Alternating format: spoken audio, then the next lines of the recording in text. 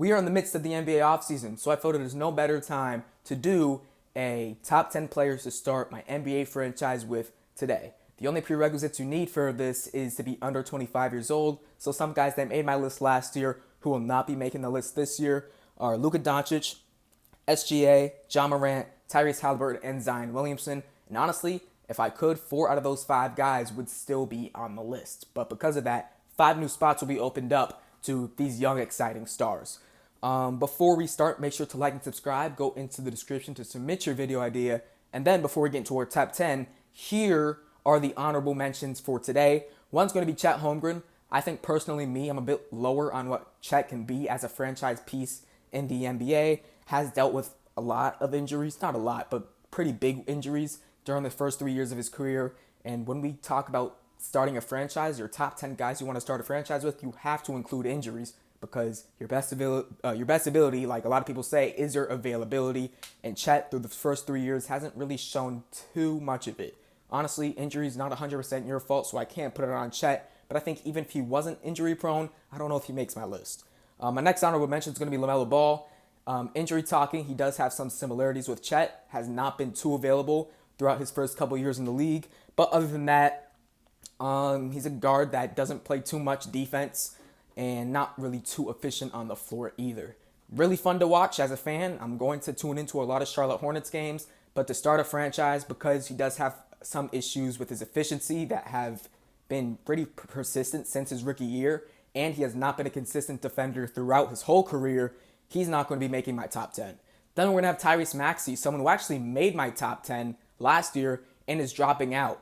Maxey, for me, what I saw last year, just the efficiency drop off without Joel Embiid was not life-changing in sorts, but definitely changed my perspective on what I view Tyrese Maxey as for the future. I talked about in my last video last year that it's really hard to be a 1A guy on a championship team if you're a small guard. You want to date back Stephen Curry, obviously the big one, who's 6'2", obviously has 4 championships under his belt, but the guy before him was Isaiah Thomas on being your best player on the team that won a championship. That was a small guard. So doesn't happen too often. I don't think that characteristic that we saw in Isaiah Thomas and Steph Curry is in Tyrese Maxey, but who knows? Maybe I could be wrong. We'll see. Maybe soon in the future they move off Joel Embiid and Tyrese Maxey takes his team to potentially the promised land. Highly doubt it. That's why he's not making my list, but just throwing it out there. Scotty Barnes, another guy who made my list last year. I expected to have a really big jump being the number 1 option for the Raptors, which was last season because they moved on from Siakam and OG Anunoby, but just did not take that step. Dealt with some injuries and honestly was just not amazing on offense to where I think he could be a number 1 guy on a championship team. I'm going to have Stephon Castle there as well. Honestly, not just because he won Rookie of the Year, but I have to give him something for that. Realistically, I'm not going to want to start a franchise with Stephon Castle. But in the Spurs situation right now, when you have De'Aaron Fox and you have Victor Wembanyama, Castle is in a really good situation. Then my last 2 are going to be 2 Hawks. It's going to be Jalen Johnson, who I guess you could maybe make an argument for this list, but I think definitely serves better as an honorable mention. And then Dyson Daniels, same thing with Stephon Castle, a guy I probably would not want to start a franchise with, but he is coming off of a most improved player, was second in defensive player of the year, and is only 22 years old. So who knows? He can go even higher after this year, potentially, especially on a Hawks team that might be making a run in the Eastern Conference. But starting off with number 10, it's going to be a man that I have a man for the future over guys like Chet Holmgren, LaMelo Ball, Tyrese Maxey. But I believe in Amen Thompson that much. I think he will be I guess it's a kind of weird category to throw him in, but right now he will be the greatest gadget player of all time. Someone who's 6'7", 6'8", that can defend all positions on the court, that plays like a point guard, and the really only thing that he's missing from his arsenal right now is a 3-point shot. He's also not really a scorer right now. That's why I would definitely consider him more of a gadget player. But if he really does tap into his offensive potential, this guy could be dangerous, especially on this Houston Rockets team who are building around Alperen Sengun, who I'll mention in a little bit, and already have Kevin Durant. He's in a great position to turn his game up. Potentially after Durant leaves, can be even higher of a scoring option on this Rockets team and be more than just what I think he is right now in a gadget player. Has shown some offensive flashes, but for right now, he's going to be number 10 on my list. I like Amen Thompson a lot. I think he has great potential. If you look at his counting stats throughout his first 2 years, then you look at a guy like Kawhi Leonard's, I don't know. Maybe we could see something in the future out of Amen. In my opinion, right now, the better out of the two twins, but I think Ausar Thompson needs some love as well. Number 9 is going to be Franz Wagner from the Orlando Magic.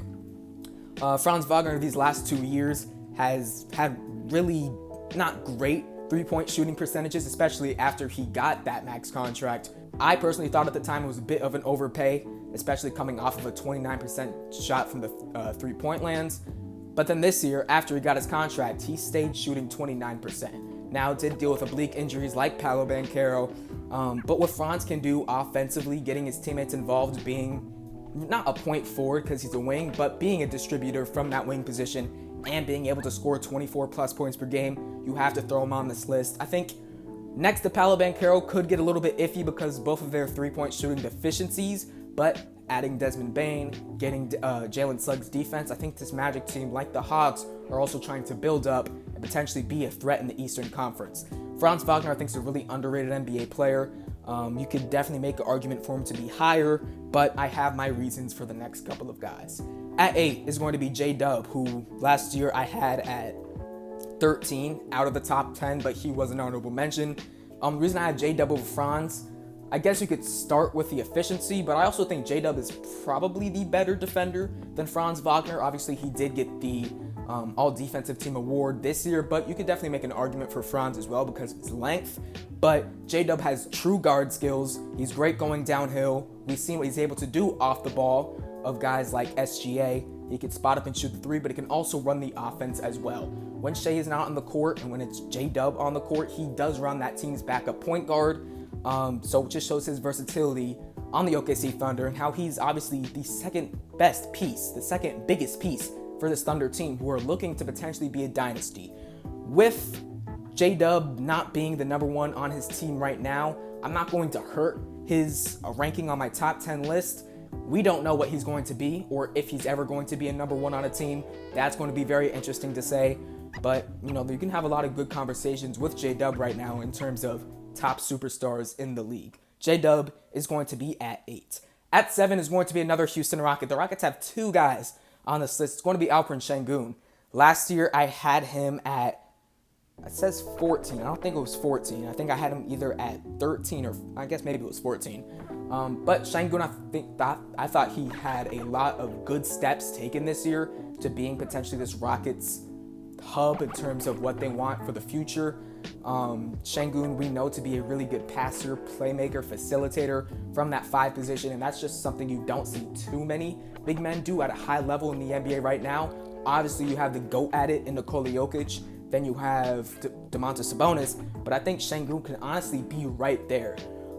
I think what this Rockets team have right now in terms of adding Kevin Durant for spacing and 1A scoring abilities on a championship team, we're going to see the Rockets take a big step this year, and I think a lot of that will be playing through a guy like Alperen Sengun. Really excited to see this Rockets team. I also think Sengun, with cutters like Tari Eason, Amen Thompson, exciting guys on the wing like Jabari Smith Jr., even some guards for the future as well, and Reed Shepherd, they're building something really well. And I think potentially for the future, post Kevin Durant, Sengun can be the front of it. I'm going to have him at 7 on my top 10 list.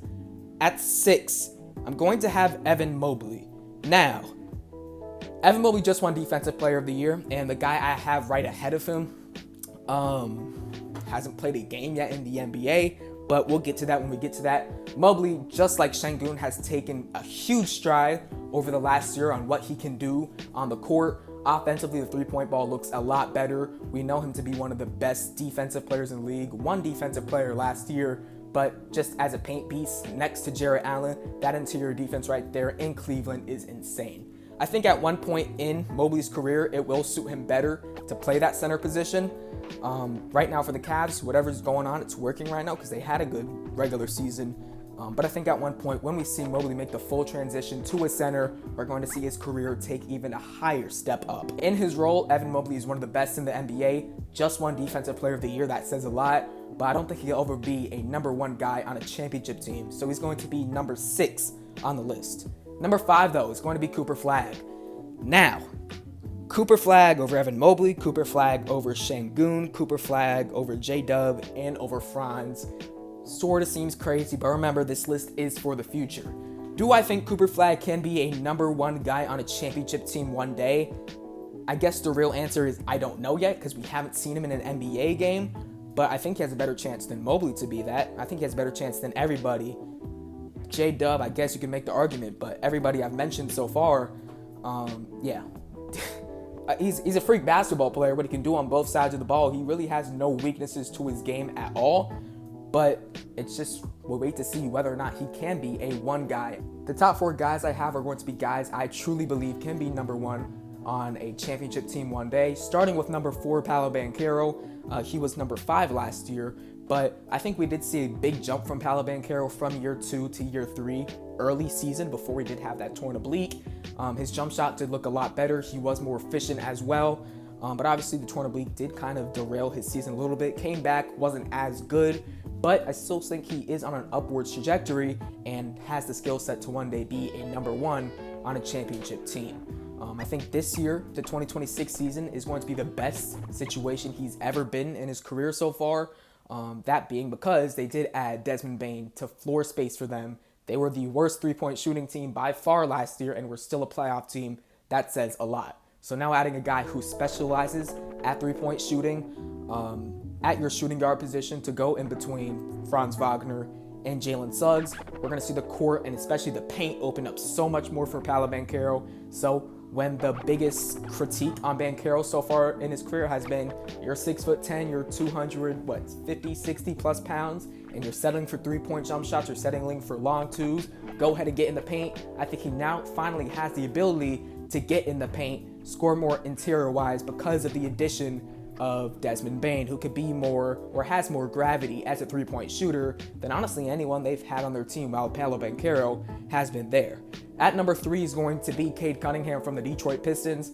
I truly think you can swap out Banchero and Cade Cunningham, but personally, what I prefer preference-wise is going to be Cade over Paolo Banchero. I think as a point guard, Cade has basically everything you want as a modern-day point guard. He has great size at 6'7". He has a three-point jump shot. He is one of the best playmaking point guards we have in the league right now, but the one down play to that is he is probably one of, if not the most turnover-prone players we have in the league. He has the ball in his hands a lot, but still, as a number one, as a point guard, from what he took this Pistons team from 14 wins to the 6th seed, shows me a lot. Showed me enough that I think he could be a number one on a championship team. At number 2, I'm going to have Anthony Edwards from the Minnesota Timberwolves and Victor Wembanyama being number 1 from the San Antonio Spurs. Anthony Edwards this year for the Timberwolves, for me personally, didn't show that much of a jump as I think other people are exaggerating. He did shoot a lot more threes. He obviously led the league in three-point makes, but he kind of just took away a lot of his long mid-range jump shots and turned them into three-pointers. He did obviously have a better overall point per game score because of that, but in terms of what he did in the season, taking his Minnesota Timberwolves team to the conference finals, we saw him do that in 2024. And I think in 2025, his road to the conference finals was a lot easier. He faced a Lakers team that really wasn't together for too long, adding Luka Doncic. They didn't perfect their system yet. And then after that, he faced the Golden State Warriors, who didn't have Steph Curry. And when you go back to 2 years ago, beating the Denver Nuggets in 7 after falling behind in that series, they faced the Phoenix Suns in the first round with D-Book and KD. I would call that 2024 run a lot harder than that 2025 run. I'm not saying that you could just throw the season to waste because there's something to gain from every season, especially what he's been able to do perimeter-wise, how he's been able to expand his game. But there was nothing I saw this year that made me put him over Victor Wembanyama at number 1, even though that Wemby was out for the end of the season because of the blood clot in his shoulder. I think Wemby, in my personal opinion, made a bigger jump in year 2 than what Ant did this year. Vic, three-point shooting was about the same, but or was obviously better percentage-wise, but I was more impressed what he was able to do mid-range shooting-wise and finishing inside as well. I think it's going to be even greater in 2026 because he's going to be able to play with Harper, with Fox, with Castle more instead of being limited due to injury. Future-wise, I kind of like the way the Spurs are built better than the Minnesota Timberwolves. You obviously do have an aging Rudy Gobert who's not not going to say he's not the player he once was, but he's been better at points in his career. And I think the Spurs, especially with Wemby as a centerpiece, have a chance to grow a lot bigger and potentially into the tier of what we kind of assume the Houston Rockets and OKC Thunder are in right now. I know Wemby, some people might think we didn't get the year 2 we expected. He was limited by injury, but I got to take that for granted. I think there's obviously something you could learn this year from Wemby as well. Was a first-time All-Star, was going to be Defensive Player of the Year if he didn't get injured. He grew a lot in year 2, and that's the reason he's going to be the number one guy I have to build my franchise around today. Hope you guys enjoyed the video. Make sure to like and subscribe, and I'll see you guys next time. Peace.